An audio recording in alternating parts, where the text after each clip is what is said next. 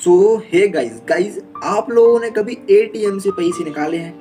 लगभग निकाले ही होंगे। सो गाइज आप लोगों ने ध्यान दिया होगा कि जब एटीएम से पैसे निकालते हैं तो वो खिर टाइप आवाज आती है। तो वो किस चीज़ की आवाज़ आती है? आप ऐसे 90% लोग कहेंगे कि वो आवाज़ जो है पैसे निकलने की आती है, कि पैसे निकल रहे हैं तब खिर खिर पैसों की आवाज़ आती है। लेकिन नहीं, वो आवाज़ पैसों की नहीं, वो आवाज़ एक स्पीकर द्वारा आवाज़ बनाई गई है। क्योंकि जब पैसे आते हैं तो आपको ये जानने में संतुष्टि मिले कि आपके पैसे आ रहे हैं, इसलिए वो आवाज़ आती है, ना कि पैसों की। तो गाइज चैनल पर नए हो तो चैनल को सब्सक्राइब करें। और गाइज क्योंकि ऐसे अमेजिंग फैक्ट हम लेकर आते हैं रहते हैं।